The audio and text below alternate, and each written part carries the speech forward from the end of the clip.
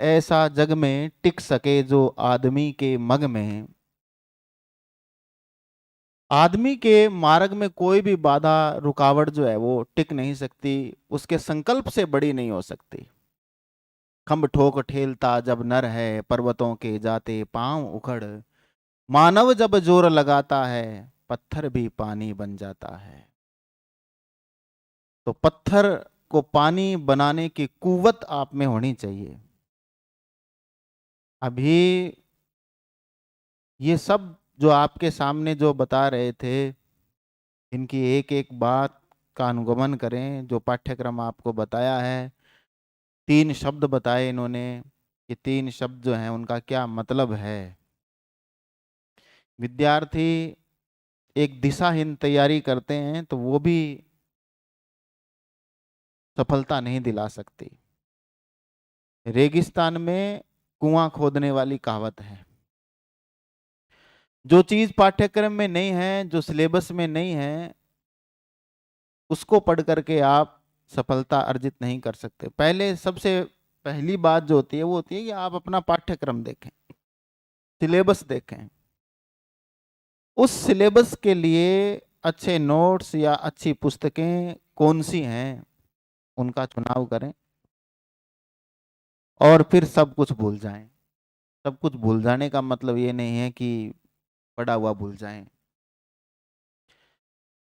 जो विघ्न हैं, जो चुनौतियां हैं, उनको भूल जाएं, घर वालों पर छोड़ दें। आदमी जब तक जिंदा है तब तक उसकी समस्याएं खत्म होती नहीं। जो इस धरती पर पैदा हो गया तो समस्याएं तो उसके साथ जन्म ले लेती है। बाधाएं चुनौतियां सब उसके साथ यात्राएं करती है, जीवन यात्रा साथ साथ करती है।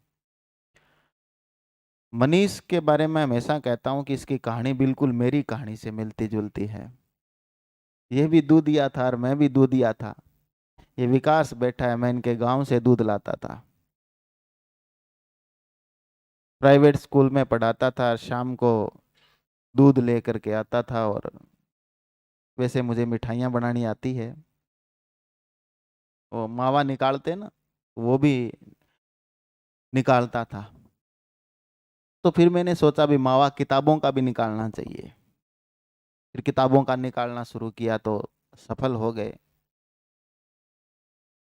तो ये सफलता की कहानी हर व्यक्ति की बड़ी आनंददायी होती है मिलने के बाद। मिलने से पहले वो एक सामान्य व्यक्ति है, उसकी कोई कदर नहीं करता। सफलता मिलने के बाद सब उससे रोमांचित होते हैं, उसकी कहानी सुन करके भी बड़ा आनंद आता है। आसपास के गांवों में मैं बताता हूँ कि आसपास के गांवों में मैंने साइकिल के ऊपर वो, ये क्या बोलते हैं, परचून वाली दुकानें होती है ना, इन पे टॉफियाँ गोलियाँ ये सप्लाई की है मैंने। कोई टाइम वक्त था ऐसा। मनीष की भी रेगुलर स्टडी नहीं हुई और मेरी तो 11वीं के बाद ही नहीं हुई। बस कक्षा 11 तक पढ़ा। हालांकि 11वीं में मैं साइंस का विद्यार्थी था, उसके बाद फिर हिंदी में आया। वो भी एक गुरुजी मिले तो उनके पढ़ाने की अध्यापन शैली देखी तो उनसे, आदरणीय वीरपाल जी जादौन, नाम सुना होगा आपने, पीलीभंगा में काफ़ी वर्ष पहले, हालांकि रिटायर हो गए। आज भी वैसे ही हैं, स्वस्थ हैं वैसे। और बड़ी उनकी प्रभावशाली शैली थी, उससे प्रभावित होकर के हिंदी में आया। पढ़ाने वाला ज़्यादा कोई, आज भी मुझे शिष्य तो खूब मिलते हैं, लेकिन एक अच्छे गुरु की तलाश में हूँ अब भी, मैं भी। तो ये कहानी यूं ही चलती रहेगी। मैं मंच पर आगे आमंत्रित करता हूँ विनोद जी स्वामी, भाई विनोद जी स्वामी हमारे बीच विराजमान है। मैं चाहूँगा कि कट टू कट इनको जीके के बारे में अपना जो सारा जो आत्मज्ञान है वो प्रदान करें हमारे विद्यार्थियों को, ताकि ये आशातीत सफलता अर्जित कर सकें। सबसे पहले वीणा पाणी के चरणों में मेरा प्रणाम। आज के प्रोग्राम में सभी सम्मानित अतिथियों को मेरा सादर नमस्कार। सर ने तो वैसे तो बता दिया मेरे बारे में। मैं सरदार सर का रहने वाला हूँ और दो विषय के मेरी पकड़ है, यानी इंग्लिश मैंने पढ़ाया है 2-3 साल कॉलेज और कोचिंग्स में भी, और उसके बाद करंट अफेयर्स। मेरा वैसे कोई प्रोफेशनल नहीं था कि मैं लेखक बनूं और कभी किताब आएगी लिखूं। अखबार का पढ़ने का एकदम इतना अच्छा एक अभी भी आदत है कि सुबह 5 बजे जब भी अखबार कहीं जाता हूँ तो अखबार होना चाहिए 5 बजे। और अखबार वाले को बोलता हूँ कि 5 बजे तू अखबार दे सकता है तो तू दे, वरना बंद कर कहीं दूसरी जगह। मैं चाय नहीं पीता हूँ, मेरा मेरी चाय अखबार है। और उसी की बदौलत ये करंट अफेयर्स लिखना शुरू किया था। जब मैं घर पे 6-7 साल का था तब गांव में अखबार आता था मेरे घर पे एक पे, तो बस स्टैंड पे जाता था, 9-9:30 बजे बस आती थी लाने। तो रास्ते में से पढ़ता था, पढ़ते पढ़ते वो आदत और इतना एक आनंद आने लग गया, और उसी की बदौलत करंट अफेयर्स लिखना शुरू किया था। ज़्यादा बातें नहीं करूँगा क्यों, मनीष जी ने बता दी, पवन जी ने भी बात बता दी, ओंकार दास जी ने बता दी। आप सभी स्कूल व्याख्याता और वरिष्ठ अध्यापक भर्ती की तैयारी कर रहे हो, तो करंट अफेयर्स स्कूल व्याख्याता में भी 10 क्वेश्चन 20 नंबर का, और वरिष्ठ अध्यापक परीक्षा में भी केवल राजस्थान के भी 10 क्वेश्चन 20 नंबर का आएगा। क्या पढ़ना है क्या नहीं पढ़ना है, करंट अफेयर्स में पढ़ने से ज़्यादा छोड़ने की बात होती है। क्योंकि आप मंथली मैगजीन पढ़ते हो, चाहे किसी कोचिंग की, कहीं भी किसी पब्लिकेशन की आती है, तो लगभग 100 पेज से ज़्यादा होते हैं। और जैसे मैंने किताब लिखी इसी फॉन्ट साइज में लिखे तो पेज भर दो 200। महीने के 200 पेज, एक साल के कितने पेज हो गए? इतने पढ़ना पॉसिबल है क्या परीक्षा से पहले? नहीं, किसी हालत में पॉसिबल नहीं है, नहीं याद रहता है। तो छोड़ना सबसे इम्पोर्टेंट है कि क्या चीज़ छोड़े और क्या पढ़े। तो आप एक हर महीने रेगुलर पढ़े, और रेगुलर इतना ही पढ़े, अभी आप तैयारी करो तो इतना तो आपको पता होना चाहिए कि ये चीज़ आएगी, ये चीज़ नहीं आएगी। आप ज़्यादा डिटेल में न पढ़े, न डीप में पढ़े। अभी हम बैठे थे, बात कर रहे थे आर्थिक समीक्षा की। अब आर्थिक समीक्षा 300 पेज की आती है, पूरी राजस्थान की, इंडिया की सारी आर्थिक समीक्षा बजट को मिलाई तो 1000 पेज होते हैं। 1000 पेज के लिए मैंने जब लिखा, इनको तैयार किया, तो मुझे 1 महीना लगा। और 1 महीने का निचोड़ कितना बना, सारा 30 या 40 पेज, वो भी याद होने मुश्किल होते हैं। तो लिमिटेड चीज़ पढ़ो, ज़्यादा बेटर रहेगा। ये नहीं कि उसी किताब से पढ़ लिया। आप महीने की कोई भी किताब चाहिए, जो लिखता है वो मेहनत करता है, चाहे किसी भी लाते हो, एक किताब को लेके आओ, हर महीने पढ़ो। इसके अलावा मैं टेलीग्राम पे हर 2 महीने से पीडीएफ डालता हूँ करंट अफेयर्स की। मेरे नाम से, विनोद स्वामी नाम से आपको टेलीग्राम मिल जाएगा, और उसमें 10 ही पेज डालता हूँ, ज़्यादा नहीं डालता हूँ। और मेरी किताब में जो मैटर है, यानी लगभग मुझे लगता है कि ये चीज़ इंपॉर्टेंट है, उसको मैं हाईलाइट करता हूँ, बोल्ड करता हूँ, लगभग परीक्षा में 80% चीज़ें वही आ जाती है। ये हो रहा है। और परीक्षा से पहले आपके फर्स्ट ग्रेड का एग्ज़ाम होगा और आपका सेकंड ग्रेड का एग्ज़ाम होगा, उससे 1 महीने पहले आपके अकॉर्डिंग सिलेबस में एक स्पेशल पुस्तक निकालूंगा। तो करंट अफेयर्स की गारंटी लेता हूँ 90% तक सही कराने का। तो कोई इससे ज़्यादा तो मुझे भी नहीं है कि मैं क्वेश्चन में नहीं बनाता हूँ आरपीएससी में, लेकिन इतना गारंटी है क्योंकि मैंने जो 10 अंक लिखे हैं उनका अनुभव है। अभी वो किताब देना, अभी ये मेरी किताब आई है राजस्थान की, है ना, 20 मई तक इसमें आंकड़े अपडेट है। और कितने पेज की किताब है? ये 90 पेज का मैटर है, 10 पेज में इसका वस्तुनिष्ठ वगैरह लिखा हुआ है। कितना मैटर है? 1.5 साल का मैटर है। 1.5 साल में आप, 1.5 साल का मैटर, अब 1.5 साल की आप हर महीने की क्रोनोलॉजी या जो कोई मासिक पत्रिका है सारी एक साथ पढ़ो तो पॉसिबल है क्या? नहीं है। तो करंट अफेयर्स में एक चीज है कि आप मैटर को डीप मत पढ़ो, जो आपको लगता है कि ये चीज़ इंपॉर्टेंट है, हर बार परीक्षा में यहीं से सवाल आते, उतना पढ़ो, इनफ होगा, करंट अफेयर्स के क्वेश्चन गलत नहीं होंगे। दूसरी चीज़ इंग्लिश की ओर बता देता हूँ आपको कि फर्स्ट पेपर में हिंदी वालों को इंग्लिश नहीं आती, इंग्लिश आती है तो उनको ठीक है, इनको नहीं आती है तो वो किताब नहीं पढ़े। कोई भी किताब आप पढ़ोगे तो इतने सारे रूल्स होते हैं, तो आपके या तो ऊपर से जाएगी या आपको कॉन्सेप्ट समझ में नहीं आएगा। जिनको इंग्लिश नहीं आती है वो 2 या 3 टॉपिक पढ़ ले कि पेशी हो, इसमें हर बार एक प्रश्न आता है, नरेशन में आता है, सब्जेक्ट वर्ब एग्रीमेंट में आता है, तो वहाँ से 2-3 प्रश्न पढ़ ले। और जो कोई अच्छा पढ़ाता है उनसे कोचिंग ले ले, या कोई आपका मित्र है उनसे पढ़ ले, क्योंकि ये प्रश्न ऐसे होते हैं पेशी वॉइस और नरेशन के। यदि इनको आपने थोड़ा बहुत भी पढ़ा है और आपको यदि ऑप्शन बता दिया कि इस ऑप्शन के हिसाब से करो, गलत छांटो, तो आपको 2-3 ऑप्शन गलत छांट के करो तो सही हो जाता है। नॉर्मल भी यदि आपने थोड़ा बहुत पढ़ा है। तो करंट अफेयर्स और अंग्रेजी के बारे में मैंने बता दिया, बाकी सभी ने अपने अपने विचार दे दिया, किसको कितना पढ़ना है, क्या पढ़ना है। आप सभी विद्वान हो, सभी को पता है, ज़्यादा नहीं बताऊंगा। बहुत बहुत आभार आदरणीय पवन जी का। धन्यवाद।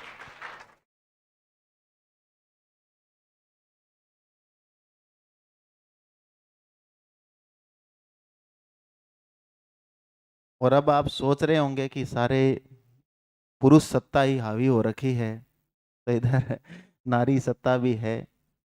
मैं चाहूंगा कि सबसे पहले छोटी बहन समान पुनीता पुनीता मंच पर आए और सामने बैठी हुई अपनी जाति की सुकन्याओं का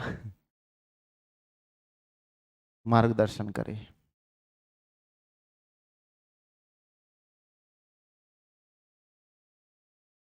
सबसे पहले मैं आभार व्यक्त करना चाहूँगी देव पवन जी सर का, सत्यम परिवार का, कि उन्होंने मुझे पर आगे आकर बोलने का मौका दिया और इस काबिल बनाया कि मैं आप लोगों के समक्ष अपने दो शब्द रख सकूं। किताबों के बारे में, कैसे पढ़ना चाहिए, कितना पढ़ना चाहिए, कौन सी किताबें लेनी चाहिए, इन सब के बारे में तो मेरे बड़े भाइयों ने, मेरे सहपाठियों ने, मेरे साथियों ने आपको बता दिया है। मैं तो सिर्फ वही बात कहना चाहूँगी जो सर ने मुझे कही थी जाते टाइम यहाँ से। सर ने बता ही दिया कि मैंने जाने का मन बना लिया था, घर से पहली बार निकली थी, मन नहीं लगा था यहाँ पर पढ़ने के लिए। तो मैं भावुक थोड़ी ज़्यादा हूँ, संवेदनशील ज़्यादा हूँ। सर को कहा भी सर हमें नोट्स उपलब्ध करवा दीजिए, यहाँ पर मन नहीं लगता। तब सर ने यही कहा था कि कोई प्रॉब्लम है क्या आपको, फीस की प्रॉब्लम है तो बोलो, क्योंकि पढ़ने वाले बच्चों पर सर की विशेष कृपा रहती है। तो मैंने कहा सर फीस की तो कोई प्रॉब्लम नहीं है, और उसके आगे कुछ बोल नहीं पाई क्योंकि रोना जल्दी आ जाता है। फिर क्लास लगाई और रूम पर चले गए। तब सर ने मुझे मैसेज किया था कि आप मेरी छोटी बहन के समान हो, मैं आपका बड़ा भाई हूँ, और यही कहना चाहूँगा कि ज़िंदगी बार बार मौके नहीं देती। यह समय भावुक और जज्बाती होने का नहीं है। आपके घर वालों ने ये उम्मीद रखकर आपको यहाँ भेजा है, तो मैं यही चाहूँगा कि मुझे पूरा विश्वास है कि आप सिलेक्शन करवा सकते हो, और आप अपनी उम्मीदों पर, अपने गुरुजनों पर, उम्मीदों पर खरे उतरो। तो बस मैं वही बात आपको कहना चाहूंगी कि जिंदगी बार बार मौके नहीं देती। इस दुनिया में बहुत सारी चीजें हैं जो हमें आकर्षित करती है, हमारे मन को भटकाती है, परंतु जिस उद्देश्य और लक्ष्य को आप लेकर आए हो, उस उद्देश्य को पूरा करके, उस लक्ष्य को पाकर ही अपने घर की ओर प्रस्थान करें। तब तक रेगुलरिटी और सर के सानिध्य में यहाँ रहकर पढ़ाई करें। धन्यवाद।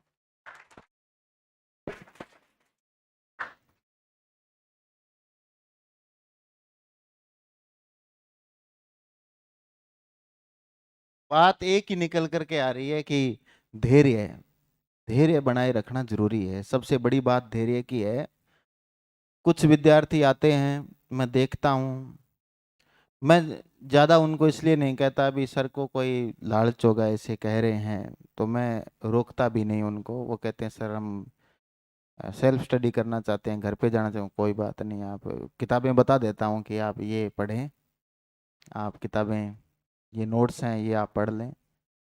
लेकिन जहाँ मुझे लगता है कि ये पढ़ने में तो ठीक है लेकिन ये गलत स्टेप उठा रहा है, तो उनको रोकता भी हूँ।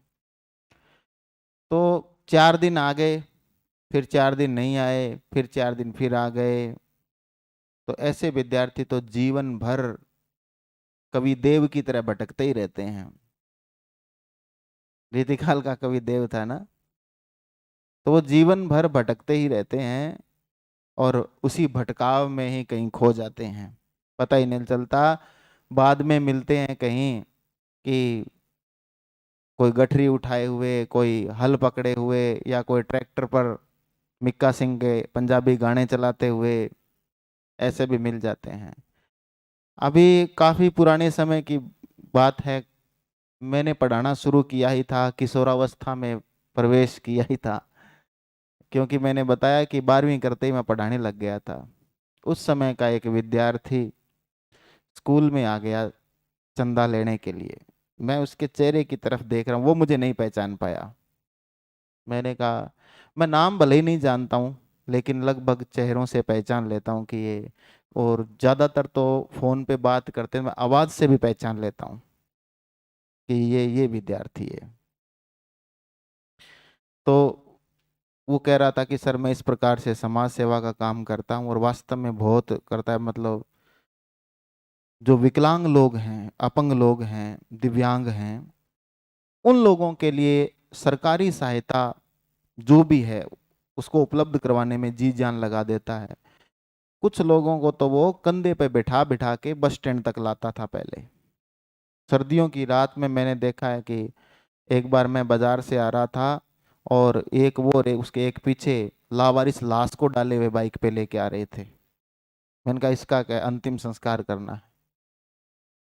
तो ऐसे लोग भी हैं दुनिया में, उसको उसमें आनंद आता है, समाज सेवा करने में आनंद आता है। तो उसको पीड़िमा ब्लॉक के सब लोगों ने मिल करके एक गाड़ी भेंट की कि आप जो है ये गाड़ी है, इसके ऊपर आप अपना सारा काम जो है वो जमाओ। काम तो क्या है, सेवा है। तो वो आ गया चंदा इकट्ठा करने के लिए। अब मैंने बात करते करते फिर पता चला कि मैंने कहा आप, मुझे लग रहा है कि आप मुझसे पहले भी मिले हो। तो मैंने पूछा अभी आप पढ़े कहाँ कहाँ हो। फिर जैसे उसने स्कूल का नाम लिया कि मैं ज्ञान ज्योति स्कूल में पढ़ा हूँ पीलीभीम के। मैंने कहा मैंने पढ़ा है, मुझे जानते हो। फिर कहा वो, आप जैसे एक हिंदी वाले सर तो थे। वो थे नहीं, मैं हूँ, जिंदा हूँ। तो हम विषय से नहीं भटकना है और ध्यान रखना है कि आपकी जो तैयारी है उसमें चाहे कितनी भी बाधा आए, आपको सूरतगढ़ नहीं छोड़ना है जब तक एग्जाम नहीं हो जाए। और एग्जाम होने के बाद ही यहाँ से जाना है। कई विद्यार्थी आज तो सर उपसर्ग करवाएंगे, आज ये तो अपने को आते हैं, नहीं जाते क्लास में। आज तो ये टॉपिक तो अपने पहले कर चुके हैं। आप मेरी क्लास जितनी बार लोगे उतनी बार मैं नया ही पढ़ाऊंगा आपको। नया इसलिए क्योंकि उतने में मैं बहुत कुछ और पढ़ लेता हूं, और जो और पढ़ लेता हूं फिर वो मुझसे रहा भी नहीं जाता कि उसके बारे में मैं नए बात करूं, नए बताऊं। तो खैर अब आपको तो नहीं पढ़ना पड़ेगा क्योंकि पर्याप्त हैं नोट्स। अब तो मुझे भी विश्वास है कि पर्याप्त हैं और उनसे ज़्यादा डीप जाने की आवश्यकता नहीं है। फिर भी ज़िंदगी के किसी मोड़ पर आगे मिलेंगे तो फिर बात करेंगे, तब तक कुछ और पढ़ेंगे। और यहाँ अगर मैं 2 घंटे की क्लास लेता हूँ तो पहले मैं हमेशा कहता हूँ कि 3 घंटे पढ़ता भी हूँ। मैं कोई देव पुरुष नहीं हूँ या सरस्वती जी की मेरे ऊपर कोई विशेष कृपा नहीं है, सामान्य बुद्धि का इंसान हूँ। बस मनीष ने जैसे बताया, अभ्यास अभ्यास बार बार करो, बार बार पढ़ो। इंग्लिश के बारे में सर बता रहे थे, तो इंग्लिश के बारे में एक बड़े सुविख्यात विद्वान हमारे बीच विराजमान हैं। काफ़ी सफलताएं इन्होंने अपने जीवन में अर्जित की है और वर्तमान में अंग्रेजी से लेक्चरर हैं। मैं चाहता हूं कि हमारे हिंदी वाले विद्यार्थियों को देखते हुए, अंग्रेजी वाले विद्यार्थियों को नहीं, हिंदी वाले विद्यार्थियों को देखते हुए और अंग्रेजी के वो 4 प्रश्न हैं उनसे अपने कैसे निपटें, कैसे उन पर सफलता प्राप्त करें, उन प्रश्नों को हल कर सकें, उसके बारे में आपको बताएंगे आदरणीय करणजीत जी।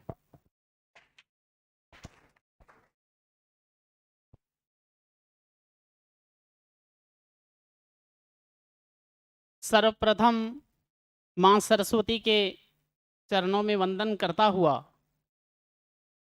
हिंदी जगत के समस्त विद्वान साथियों और गुरुजनों का हार्दिक अभिनंदन, आभार व्यक्त करता हूं। और सबसे पहले मेरे साथ बहुत लंबे समय से एक ही संस्था में काम कर रहे श्री पवन जी सारस्वत के लिए मैं जोरदार तालियां बजवाना चाहूंगा कि जिनकी बदौलत आज सूरतगढ़ के अंदर हमें विषय से संबंधित वो क्वालिटी एजुकेशन हिंदी के अंदर मिल रही है। ये आप सभी के लिए सौभाग्य की बात है। तो मैं ज़्यादा समय न लेता हुआ बस जस्ट 1-2 मुद्दों पे आपसे बात करूंगा। सबसे ज़्यादा जो मैंने इन दिनों विद्यार्थियों को भ्रमित देखा है वो देखा है कि तीनों वैकेंसी आई हुई हैं। रीट की तैयारी करें, सेकंड ग्रेड की करें या फर्स्ट ग्रेड की करें। एक चीज़ मैं बिल्कुल क्लियर कर देता हूं, कुछ टैलेंटेड विद्यार्थियों को छोड़ के, कि सबसे पहले हमें हमारा फोकस एक भर्ती पे करना है। ये नहीं है कि हम 2 महीने के लिए, 3 महीने के लिए पहले फर्स्ट ग्रेड का एग्जाम हो रहा है तो हम फर्स्ट ग्रेड की तब तक तैयारी करते हैं। हालांकि उसके बाद जितना समय मिलता है उसके अकॉर्डिंग हम अगली भर्ती की तैयारी करना ही चाहिए। लेकिन यदि आपका फोकस, यदि अभी तक आपने सेकंड ग्रेड की तैयारी की है तो आप फर्स्ट ग्रेड के लिए भ्रमित न हो। आप सेकंड ग्रेड पे अपना फोकस रखें।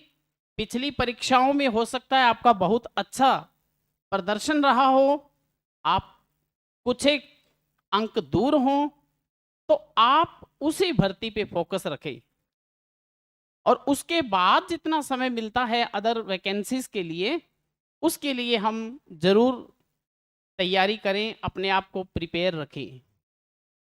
मात्र सफलता के लिए, जैसा कि बहुत से साथियों ने कहा, कुछ गट्स हैं, कुछ विशेषताएं हैं जिन पे हमें काम करना पड़ता है।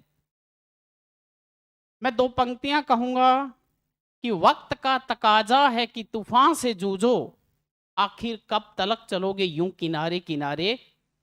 अब वो समय नहीं है कि हम किनारे किनारे चलते रहें और हम परिस्थितियों का सामना करने से डरते रहें।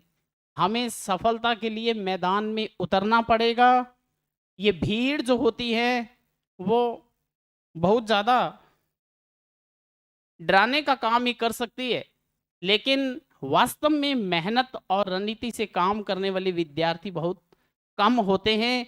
आप निश्चित रूप से अपने मिशन के अंदर कामयाब होंगे यदि आप धैर्य बनाए रखें, मेहनत और रणनीति से अपनी परीक्षा की तैयारी करते रहें। मात्र अंत में जो विद्यार्थी स्कूल लेक्चरर के लिए परीक्षा की तैयारी कर रहे हैं, तो स्कूल लेक्चरर के जो प्रथम प्रश्न पत्र में 4 प्रश्न जो हैं वो अंग्रेजी के आते हैं, इंग्लिश लैंग्वेज के आते हैं। बहुत से विद्यार्थी, अक्सर हिंदी के जो विद्यार्थी हैं, वो इन प्रश्नों को छोड़कर ही तैयारी करते हैं। इन 4 प्रश्नों में से 2 प्रश्न ज़्यादातर ट्रेडिशनल ग्रामर से आते हैं। ट्रेडिशनल ग्रामर का मतलब, जैसे मेरे से पूर्व स्वामी सर बता रहे थे, direct indirect speech, passive voice और टेंस, ये 3 टॉपिक हैं। टेंस टॉपिक अच्छे से सीख लें ताकि आपको वर्ब फॉर्म का पता चल जाए कि कब कहाँ कौन सी वर्ब लगानी है। इसके साथ साथ पैसिव वॉइस और डायरेक्ट इनडायरेक्ट स्पीच, इन लगभग 3 टॉपिकों से 2 क्वेश्चन कवर हो जाते हैं। अब तीसरा क्वेश्चन, एक क्वेश्चन फंक्शनल ग्रामर का डालते हैं जिसमें आर्टिकल हो सकते हैं, डिटर्मिनर हो सकते हैं, और एक क्वेश्चन जो लगभग आपको नहीं आता तो हमें छोड़ देने में ही फायदा रहता है, वो है वोकेबलरी का, जिसमें एंटोनिम, सिनोनिम, पर्यायवाची या विलोम शब्द पूछते हैं। अब शब्दकोश जिसका जितना अच्छा है वही विद्यार्थी उस प्रश्न को अटेम्प्ट करे, क्योंकि जहां तक मैं व्याख्याता परीक्षा का मेरा खुद का अनुभव भी आपसे शेयर करूं, तो प्रथम प्रश्न पत्र के बाद मेरी हालात ऐसे हो गए थे कि मुझे नहीं लग रहा था कि मैं फर्स्ट ग्रेड में मेरा चयन होगा, और मेरा प्रयास ये था कि मैं टॉप रैंक के अंदर मेरा सिलेक्शन हो। मात्र मेरे 27 क्वेश्चन सही थे 75 में से, लास्ट 27 क्वेश्चन बचे थे, लेकिन इंग्लिश के अंदर मेरे मात्र 2 ही क्वेश्चन गलत हुए, साइको में बहुत कम गलत हुए, जिसकी बदौलत मैं 198 रैंक से चयनित हो गया 2015 में लेक्चरर में। लेकिन आप सब लोग फर्स्ट पेपर पे अपना फोकस इस तरह से रखना कि जो टॉपिक नहीं पढ़ना उसे बिल्कुल ना पढ़ें, लेकिन वो टॉपिक ऐसा नहीं होना चाहिए कि वो बहुत ज़्यादा अंक भार कवर करता हो। जैसे अंग्रेजी में आप वोकेबलरी पे छोड़ना चाहें तो छोड़ सकते हैं। इसी तरह से अन्य विषय में भी, साइंस में हो सकता है कुछ टॉपिक आपको लगें कि ये मेरे से कवर नहीं हो रहे, टाइम मैनेजमेंट के अकॉर्डिंग, अंक भार के अकॉर्डिंग मुझे इनको अवॉइड करना है, उनको छोड़ते हुए आप अपनी तैयारी जारी रखें। और अंग्रेजी के लिए कक्षा 12 तक की जो भी आपके पास में हेल्प बुक लगती हैं उनसे, या आप किसी के पास में लूसेंट पब्लिकेशन की एक छोटी सी बुक आती है हाई स्कूल इंग्लिश ग्रामर, क्योंकि मैं ऐसी कोई बुक यहाँ से नहीं बताना चाहूँगा जो इंग्लिश मीडियम हो, तो उन बुक की सहायता से मात्र आप 3 या 4 टॉपिक ही पढ़ें, जिनसे आपके, क्योंकि एक एक क्वेश्चन अपना महत्व रखता है, हो सकता है आप 2 क्वेश्चन इंग्लिश के सही करके हजारों विद्यार्थियों से आगे हो जाएं।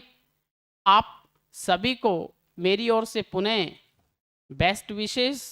आप अच्छे सिलेक्शन के साथ यहाँ से जाएं। आपके जो भी माँ बाप के सपने यहाँ लेके आए हैं, आपकी कंधों पे जो जिम्मेदारी है उनको बहुत अच्छे तरीके से पूरा करें। धन्यवाद। जय हिंद, जय भारत।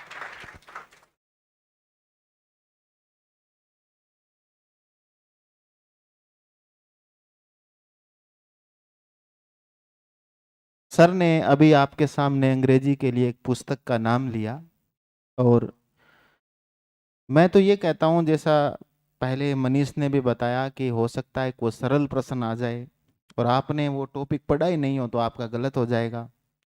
इसलिए पाठ्यक्रम में जो भी बिंदु शामिल हैं उनको पढ़ना तो है, आपको कोई भी बिंदु छोड़ना नहीं है। हो सकता है कोई मैटर आपके 50% कवर हो जाए, हो सकता है कोई 100% कवर हो जाए। करना तो सारा ही है, जब तक कवर नहीं हो जाए तब तक लगे रहो। लेकिन ऐसा भी नहीं है कि 4 प्रश्नों के पीछे सारे 45 प्रश्न बाकी के वो भी गंवा बैठो।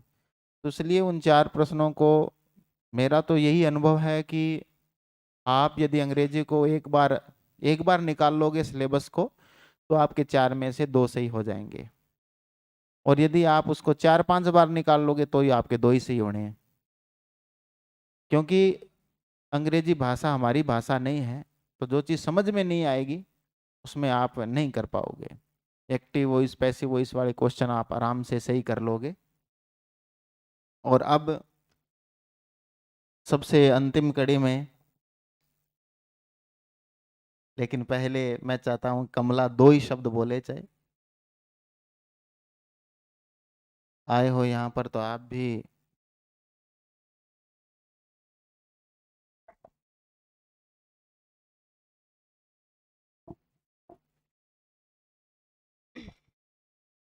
सबसे पहले तो मैं पवन जी सर का बहुत बहुत शुक्रिया अदा करती हूँ, क्योंकि इन्हीं की वजह से क्या मैं आज सेकंड ग्रेड की जो जॉब मिली है वो इन्हीं की वजह से मुझे मिली है। तो और सभी ने तो आपको बता दिया भी कैसे पढ़ना है, ये मैं अब नहीं बताऊंगी आपको, ठीक है। तो ये आपको बताती हूँ, जब आप तैयारी करते हो ना तो अपने पास मोबाइल मत रखना, क्योंकि ये अपनी सबसे ज्यादा प्रॉब्लम होती है। क्योंकि एक मैसेज आ जाता है ना, फिर उसमें देखते हैं भी किसका मैसेज आया है, तो उसको मोबाइल को हाथ में लेने के बाद में 1 घंटा कैसे चला जाता है, 2 घंटा कैसे चला जाता है, पता ही नहीं चलता है। तो अपना समय वो चला जाता है, और एक बार जो समय चला जाए वो वापस नहीं आता है। तो मैं यही कहना चाहती हूँ भी जितना टाइम आपको मिलता है ना वो पढ़ाई में लगाओ, और पवन जी सर जो करवाते हैं ना वो अच्छी तरह से तैयार करो। और मैं कुछ नहीं कहना चाहती आपसे, क्योंकि मैं कभी भी स्टेज पर चढ़ के बोली नहीं हूँ, तब आज झिझक हो रही है बहुत ज्यादा। Thank you sir. आप कह रहे हो मुझे बोलना नहीं आता, लेकिन देखो लॉन्जाइनस कहते हैं ना, औदात्य का गुण एक शब्द में भी हो सकता है। तो आपने एक शब्द में बहुत बड़ी बात कह दी कि सबसे बड़ा जो पहला हमारा जो शत्रु है वो मोबाइल है, और इससे दूरी बनाए रखें आप लोग तो जरूर सफलता अर्जित कर लेंगे। दूरी का मतलब ये है कि जैसे मैं पढ़ाता हूँ तो कई बार आपने देखा वो घंटी आ जाती है बीच में, फिर मैं उसको फ्लाइट चढ़ा देता हूँ, यात्रा करवाता हूँ 5-7 घंटे, फिर फोन आते हैं मेरे पास कि आप इतनी देर कहाँ बिजी थे, इतनी लंबी बात कहाँ हो रही है। मैंने कहा रे भाई, क्या आप यार कोचिंग वाले सारे ऐसे ही मतलब सारे दिन बिजी रहते हो, सारे दिन ऐसे क्या स्टूडेंट्स को वगैरह को अटेंड करते रहे, बिजी नहीं, ये फ्लाइट में चढ़ने के बाद अपने आप ही बोलने लग जाता है व्यस्त। फिर वो घर पे फोन करते हैं, परिजन जो हैं वो घर पे, फिर मैडम जी बताते हैं अरे कि बिजी नहीं बोल रहा है वो फ्लाइट में है। तो फिर कई पूछते हैं फ्लाइट में कोई अच्छा कोई घूमने गए हैं कि नहीं, मोबाइल फ्लाइट में है। तो अब जो है अब्दुल, आमंत्रित करता हूं मंच पर अब्दुल को कि देखो व्याख्याता भर्ती की तैयारी जरूर की, लेकिन सेकंड ग्रेड में इतने बाद में इतने व्यस्त हो गए, परिस्थितियां कुछ ऐसी रही कि उसमें चयन नहीं हुआ। और उसके बाद व्याख्याता भर्ती के बाद जो है संकल्प लिया कि कुछ बड़ा करना है, और बड़ा ये किया कि असिस्टेंट प्रोफेसर भर्ती में अब मेरे से भी ज़्यादा अंक हैं इनके। गुरु गुड़ ही रहा और चेला चीनी हो गया अब्दुल।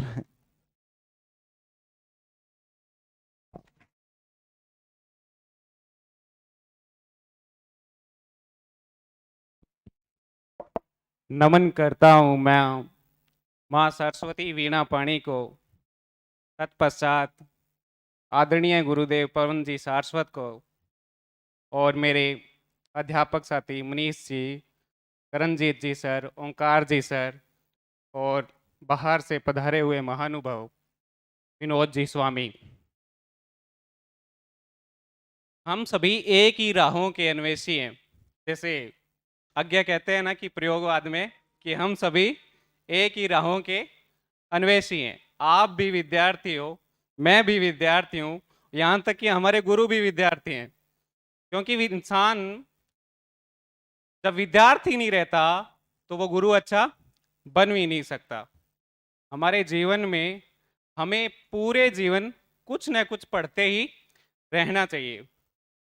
इसी तरह कुछ आप भी कुछ सूरतगढ़ में काफ़ी टाइम हो गया और कुछ खेत में काम करने वाले भी होंगे। उसी पे आधारित सर ने एक बात कही थी कि मानव जब जोर लगाता है पत्थर भी पानी बन जाता है, दिनकर वाली कहानी। उसी में एक पंक्तियां हैं, वर्षों तक, वन नहीं कहूँगा मैं, वर्षों तक सूरतगढ़ समझ लो या आप खेत समझ लो सर, वर्षों तक सूरतगढ़ में घूम घूम बाधा विघ्नों को चूम चूम, वर्षों तक वन में घूम घूम बाधा विघ्नों को चूम चूम, हम आए कुछ और निखर, ऐसे करके कुछ पंक्ति थी, हम आए कुछ और निखर, मानो जब पंक्तियां दिमाग से स्लिप हो गई। सौभाग्य ने सब दिन सोता है, मानव जब जोर लगाता है, ऐसे करके कुछ सर के लिए कुछ पंक्तियां थी वो।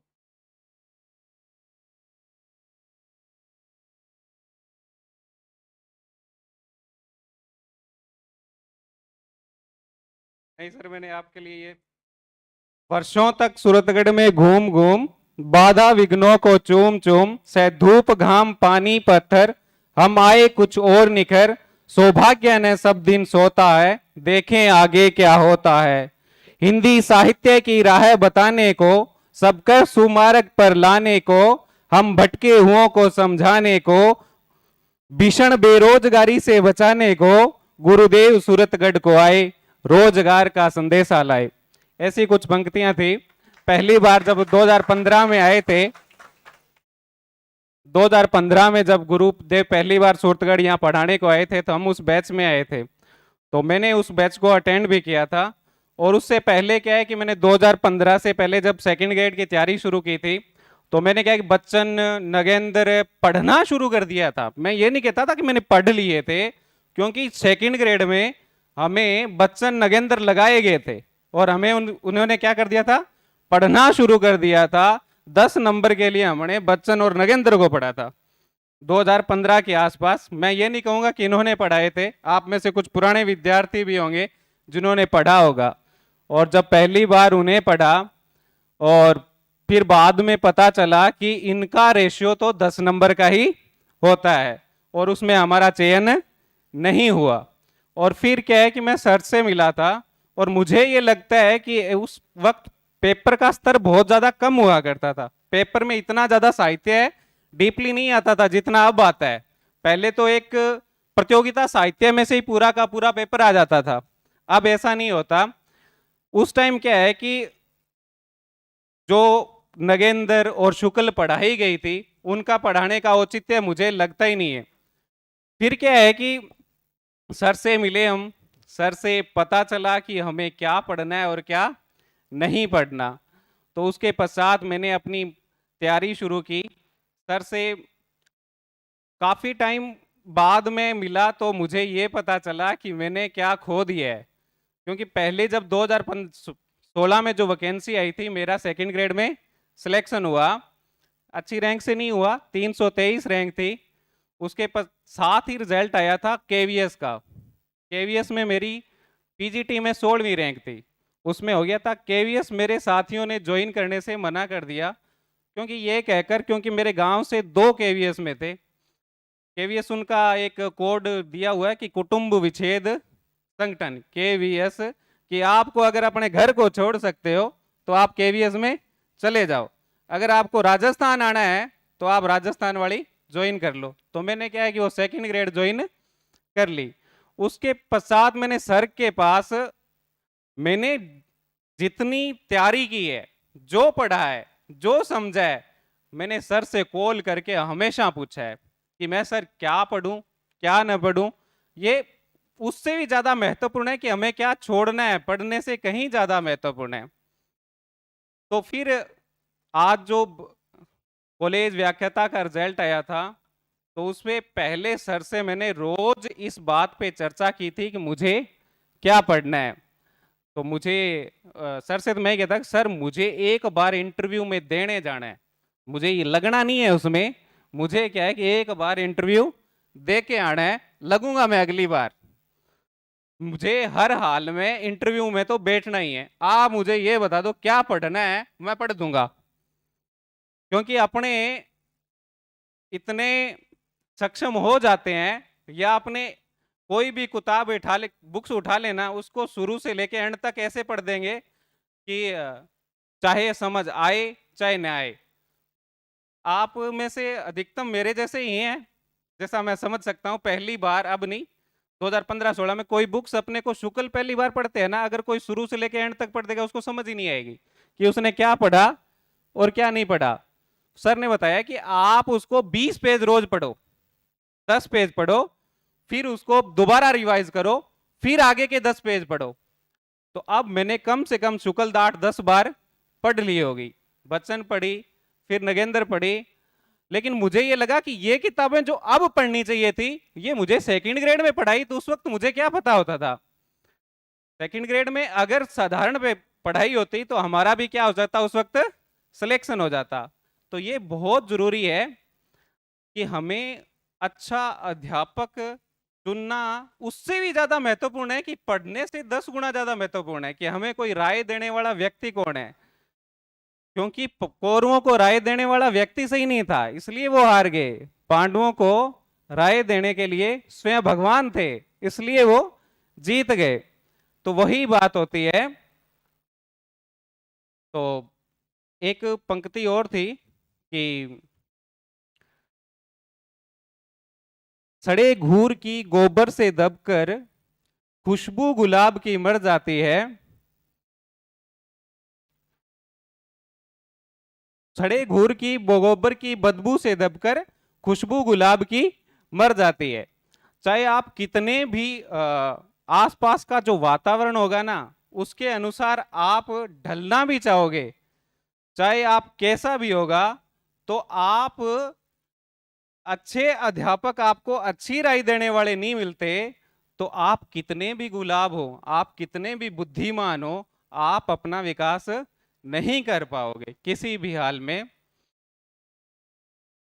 उसी तरह एक सोच विचार कर नर नाहय, नर नाहय शब्द का अर्थ होता है कि महाराज या स्वामी। सोच विचार कर नर नाहु, बाल प्रभु भवन तजी मम काहो, मतलब मैंने अपना घर आप मेरे कार्य के लिए त्याग दिया है। बालक बुद्धि बलहीना शरण संशय, ऐसे करके इसकी कुछ पंक्ति है। मैं ये सर के लिए कहना चाह रहा हूं कि हे स्वामी, हम आपकी शरण में सब कुछ छोड़कर आ गए हैं। हम बल बुद्धि सबसे क्या है, हीन है, और हमें आपकी शरण में आए हुए हमारा क्या करो, आप उद्धार करो। तो आप कुछ चीजें जो मुझे लगता है आप उस पे काम कर सकते हो, और करना अगर आप उचित समझो कि शुक्ल साहित्य में आप जरूर पढ़ें, 15 या 20 पेज एक बार जरूर पढ़ें, क्योंकि पेपर देने से पहले कॉलेज व्याख्याता का पेपर एक बार जरूर दे के जाएं। पिछला कॉलेज व्याख्याता का जो पेपर आया था और स्कूल व्याख्याता का जो पेपर आया था, उनका लेवल समान था। अगर किसी ने देखा हो पिछला कॉलेज व्याख्याता का पेपर और अब वाला स्कूल, उससे उस वक्त आया हुआ स्कूल व्याख्याता का पेपर क्या था, लेवल समान था। यहां तक कि उसे कॉलेज व्याख्याता में से 2-3% स्कूल व्याख्याता में आए हुए भी थे। और अब वाला जो कॉलेज व्याख्याता का पेपर है, अगर उसके आधार पर देखो तो गाइडें आपकी धरी की धरी रह जाएगी, अगर आपने शुक्ल और हजारी प्रसाद द्विवेदी नहीं पढ़ी तो। क्योंकि अगर आप हजारी प्रसाद द्विवेदी शुक्ल नहीं पढ़ सकते तो आप एक काम कर सकते हो कि जो बड़े बड़े कवि हैं उनको आप दोनों बुक्स में से पढ़ लो। जैसे आप आदिकाल है, इसमें से पृथ्वीराज रासो, विद्यापति, यही हजारी प्रसाद द्विवेदी का हिंदी साहित्य का उद्भव और विकास, उसमें भी आप यही पढ़ें। और राम काव्य में ज्यादा नहीं तो आप इनको 4-5 बार जरूर पढ़ के जाएं, आपको दूसरों से 5 नंबर एक्स्ट्रा जरूर मिलेंगे। क्योंकि सारा आप अच्छी तरह नहीं पढ़ पा रहे, तो प्रमाणिक बुक्सों से पेपर इस बार बनने के बहुत ज्यादा चांस है। धन्यवाद।